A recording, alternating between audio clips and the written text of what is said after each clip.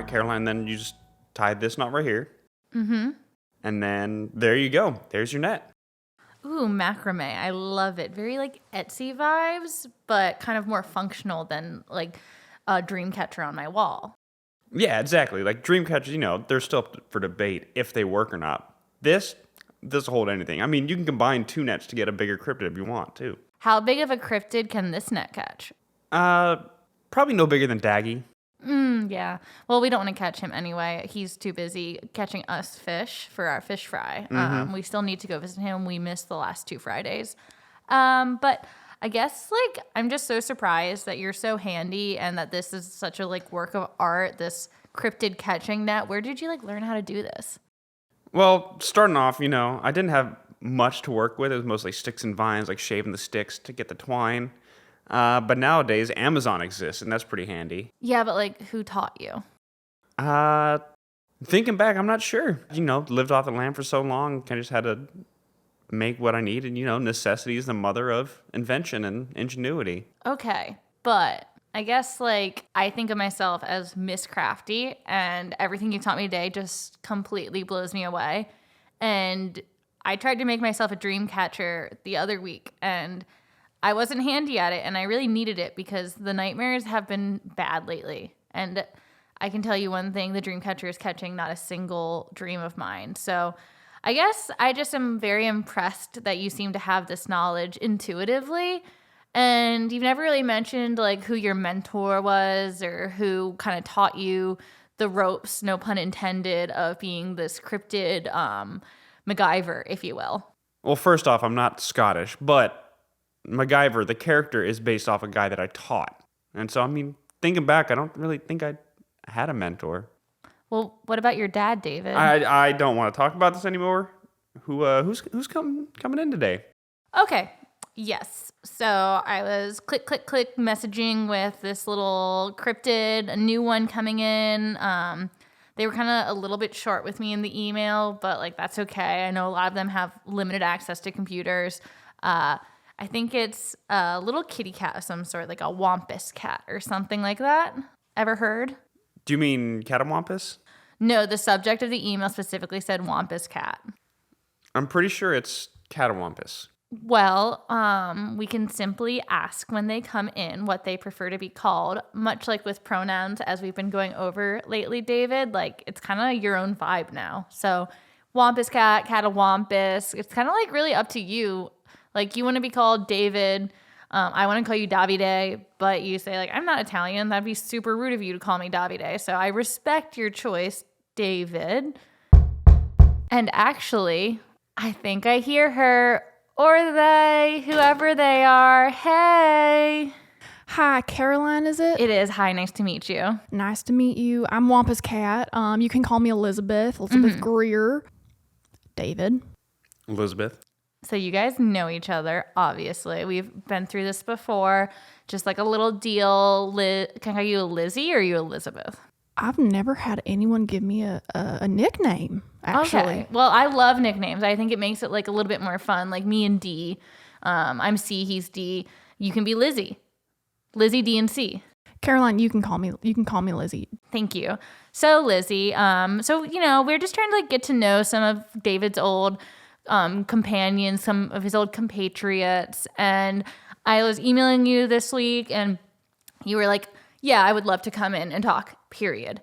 And I am millennial, cusp Gen Z, and I know a period is a serious thing to add to the end of something. It shows emphasis. It shows that you really have something to say. And we want to hear what you have to say. Isn't that just how you end a sentence, though? Oh, David. No. It's for example, I'm texting a boy, right? Okay. And I'm like, hey, are you mad at me? And he says, no. Or he says, no. No.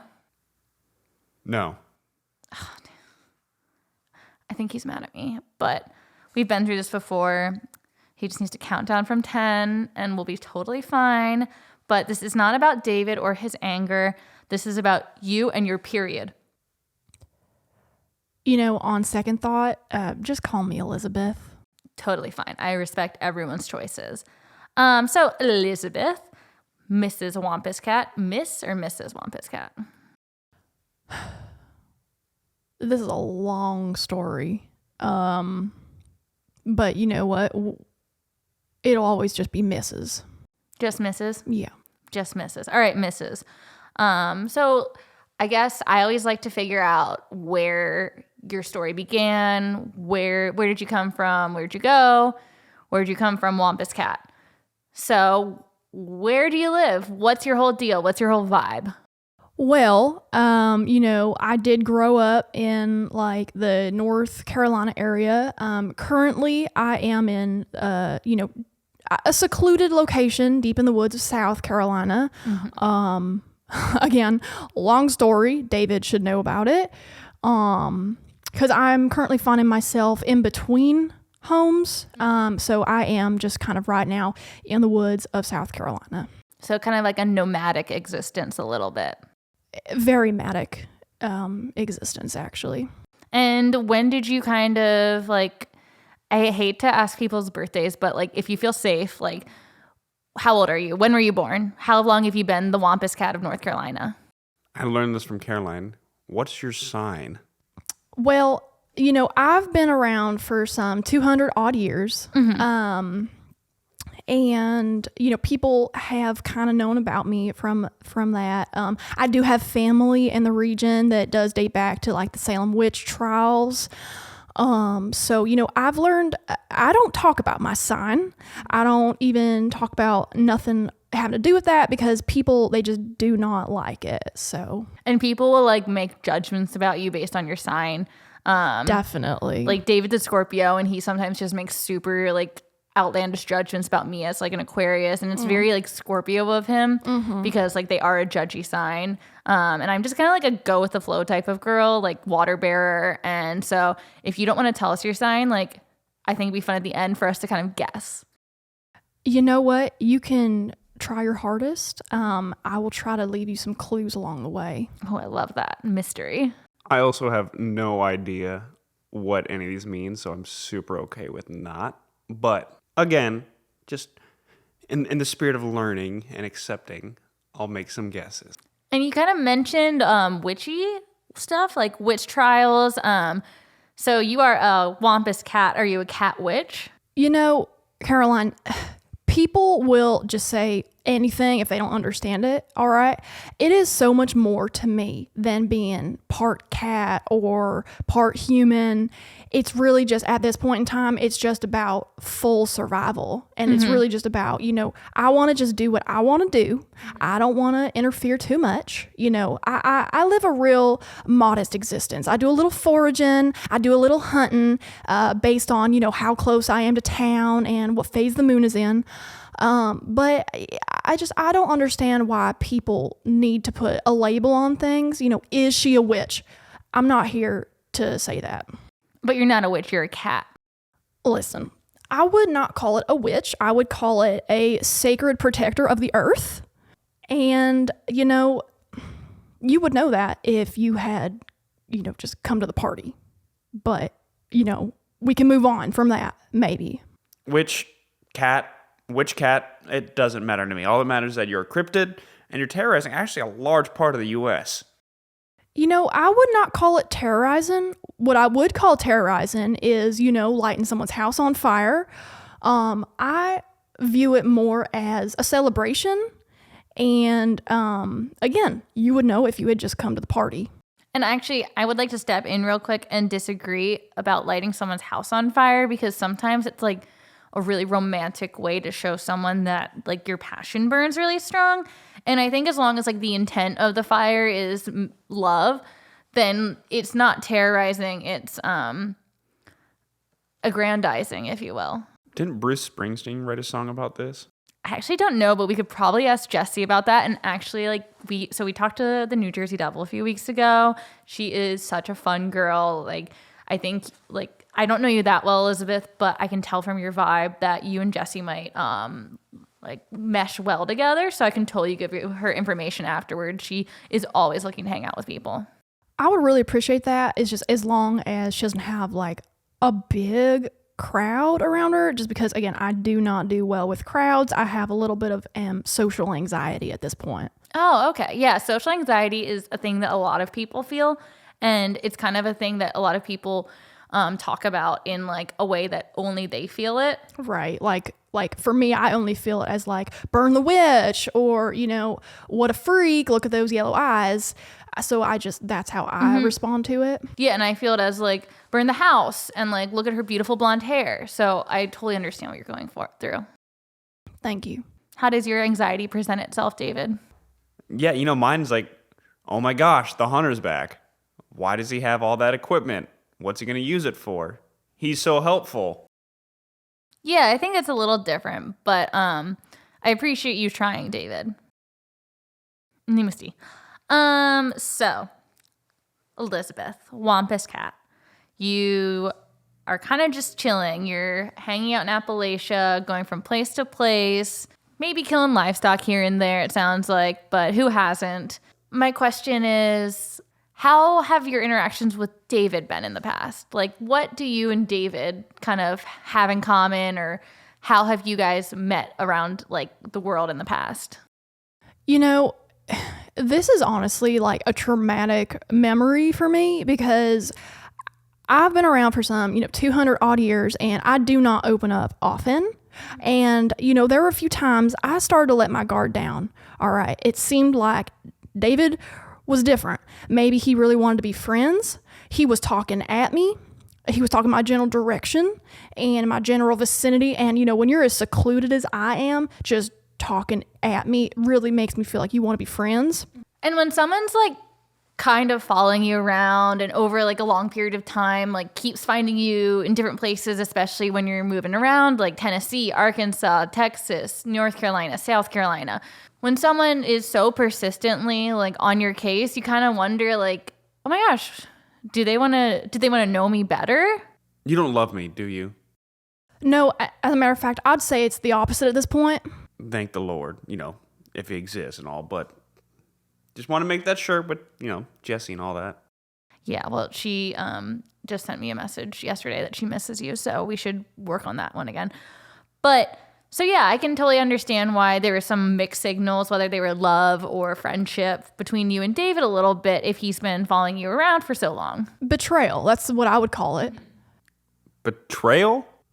Don't play dumb. All right. Let me set the stage for you, the scene. Mm-hmm. I spent a decade planning for this party. All right. I had a theme. It was a strong theme. It was very readable. All right. I had snacks and fixins. Mm-hmm. I made ceremonial robes specifically for all my guests. And you know how hard it is? I like to knit. I find myself to be a good knitter. Do you know how hard it is to knit 6 legs into a robe? Not easy. It doesn't happen overnight. All right. Especially when you're knitting with paws. Exactly. Like, don't even get me started. I don't have opposable thumbs. But I had the knives, I had the ropes, I had the fixins, and that was all gone to waste. Because, okay, I understand. You get invited to a party and you don't want to show up. You know what most people do? They have the audacity to lie. Mm-hmm. They make an excuse.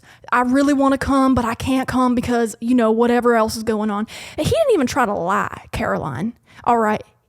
It was blatant, no call, no show. And then after everything had gone to waste, he shows up and lights the place on fire. So technically I did show up, just to be clear. Just to be clear, I don't have a home. Okay, so like what I'm understanding is David committed arson, which, as we've determined, is not necessarily a crime, depending on the passion behind it. But I think the biggest problem here is that David didn't text you yes or no to your RSVP. And maybe I'm just speaking for myself, as like millennial Gen Z cusp again. But I think like the worst thing that people do now is you invite them to something and they just don't answer your text. And you're like, okay, it's fine if you can't come, but like let me know that you can't come, because if you don't say anything, I'm going to make like buffalo chicken dip for you. And then that doesn't last long. That lasts maybe one night. And then you just have a giant pot of buffalo chicken dip waiting for people who aren't there. And all they could have like texted you was, hey, I'm sorry, like I'm sick, or my mom's dead, or I'm a jackalope and I can't make the party because my tiny little legs can't make it there in time. But if they don't say that to you, then you just kind of wait for them. And it's almost worse than finding out no one's coming, right? Waiting for people who you don't know are coming. I looked real dumb lighting those candles by myself. I looked real dumb, drawing the pentagram by myself. And, you can't just put something in the fridge on that kind of a special occasion when everything is aligned. You have to act. And I had to do it alone, and I felt real dumb, Caroline. And you're lighting all these candles, and then David lights everything on fire. Exactly. And it's like he could have just helped with the candles instead of the house. That is a great point. Well, I got the letter, and she also didn't clarify that there was going to be human sacrifice. Okay, I said the theme was sacrifice. I thought that was real clear with the knives and, again, the robes that I knitted by hand. I don't know what to tell you. I mean, there were party favors. I mean, I did send a letter back asking specifically who is this person. I never received, letter carriers weren't very reliable back then. So, honestly, he probably got dehydrated, wasn't the most fit dude, died in the mountains. That's fine. I sent the letter. I still showed up. When I walked in, I see an innocent person tied in the pentagram. What do you expect me to think? Well, I expected you to think the party was starting. I mean, clearly he was sedated. I do enjoy, it's a party. I do enjoy, a little sedation, a little hypnosis, as much as the next person. So that's why I just figured, anyone walking in would understand what was going on. Oh, I understood completely what was going on. So it sounds a little bit, and if I can interrupt and like derail for just like the teeniest second, it sounds like human sacrifice, like to each his own, not my thing, but totally fine if you like it. But it sounds like you might have kind of a slightly contentious relationship with human beings. You know what? I enjoy the little ones. They're a good snack. The older ones, they are exactly what we're seeing here. They're arrogant. They are holier than thou. And you know what? I'm done trying to please them. They clearly have something out against me. And, I'd be better off by myself at this point. Do you ever get sad that you're, that you used to be a human and now you're a cat? I get sad that I got no roof over my head at night, Caroline. So, yeah, it would be nice if I had somewhere to go, someone to go home to. But at this point in time, I do enjoy my yarn. I like my knitting, and I'm good with that. And what, like I've always only been like a human girl. So like, what are some of the benefits of being like now a cat? Like, just like paint a nice picture for me. Well, I can tell you right now, you'll never have a better stretch in your life when you wake up than being a cat. So it's like cat cow for yoga, but like you are the cat. Yeah. Every pose is cat pose. Ooh, that's so nice. I can only imagine. I'm very inflexible. But my favorite pose is corpse pose. Yeah, Elizabeth, you know a little bit about corpse poses, or rather just corpses. Well, you know what? Again, it was a special night. That, to me, I'm just going to say, that was a birthday present to myself. All right. I gave myself exactly what I wanted because, again, it was the big 220. It was a special night, and you weren't there for it. I thought we made this clear. I was there. You weren't there for the celebration. You were there to bring destruction and heartache. If I may interject, David, I think, and totally correct me if I'm wrong, Elizabeth, but I think Elizabeth had this like sacrifice event for her birthday, and she invited you as a guest, and you came in as a party crasher. I was just trying to get there in time to save, this sacrifice, but I guess I was just too late, so I had to take things into my own hands at that point. Well, I don't know why. He wasn't dead yet. What? No, okay. How can you have a true sacrifice if the sacrifice is already deceased? No, he was passed out. I'm guessing it was probably, he was very winded and he was struggling. I found him. He was passed out. I drug him, which did take a long time. I drug him back to the house. I think you ruined the sacrifice. I didn't even get to finish the ritual and you lit the place on fire. So he really died by your hands. So that's at least 7 years of bad luck. And he kind of died for nothing. Like, if he had been sacrificed, he would have died for, like, a ritual. But you kind of just murdered him. David.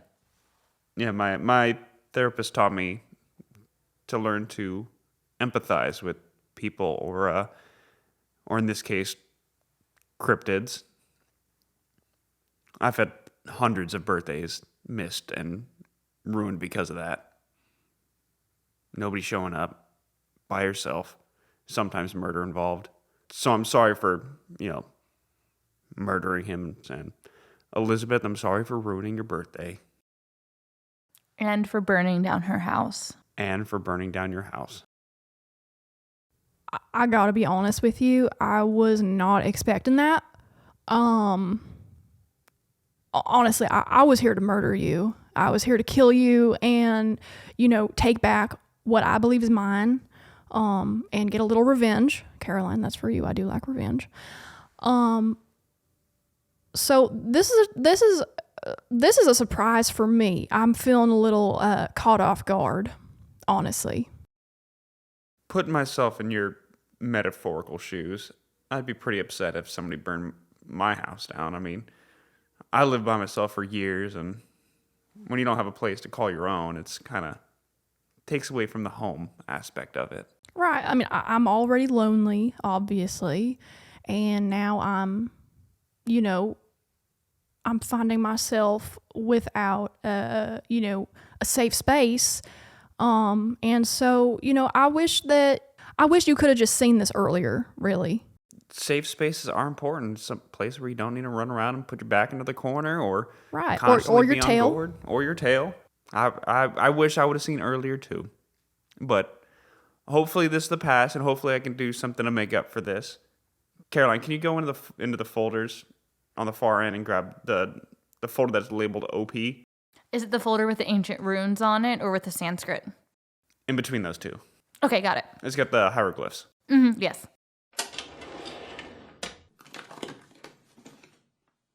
You said you're in South Carolina, right? Yeah, South Carolina. Northern South Carolina. Northern South Carolina, okay. Here's the keys to one of my former now hideouts. It's got a roof. It's fireproof. And I think happy birthday? You're a Pisces, aren't you?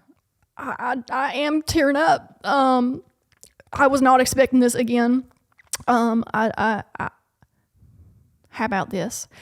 I will take it gladly, and I will give you advance notice before my next birthday. If there is a sacrifice too, can you let me know if they're alive or dead? Yeah, well, that's only every so many years, so you're good on the next one. Okay. Thank you. You're welcome. I love what I'm hearing. I love the vibes. I think this is great. Elizabeth, I'm so happy for you. Happy birthday. Happy bunker day. Nice. That's one of his nicer houses, so I'm really jealous. But as we're wrapping things up a little bit, kind of what does the future hold for you, Miss Wampus Cat?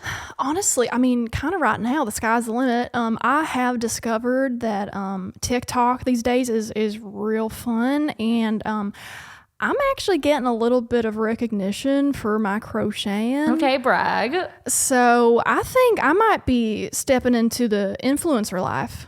Oh my gosh, a little cat lady. No pun intended, macrame weaver. Yeah, it's called macrame.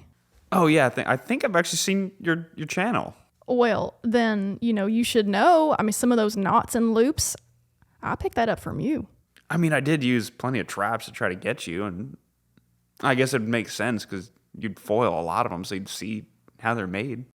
Yeah, I mean, well, again, you didn't account for the 6 legs, but I was able to get out of them pretty easy, but there was still some nice handiwork in there, and I did, adapt that to my style. Well, I appreciate it. I'm trying to teach Caroline over here how to do just basic knitting work now.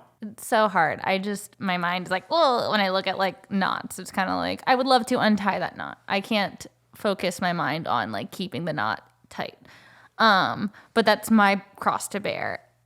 Elizabeth, it's been so great talking to you. Click follow your cat creme already. I love it. I can't wait to see it. I'll just stare at it while I'm on the toilet probably, but that's TikTok for you. But thank you so much. Let us know how the bunker works out for you. And David will absolutely be at your next birthday. I swear to God. Oh, also with that house, don't approach it from the west side. There are a lot of traps. Some new ones too. It's littered with traps. Well, thank you for that, tidbit. I planned on just entering the house from the tree line anyway. But I think what we've done here is good. It's time for me to move on.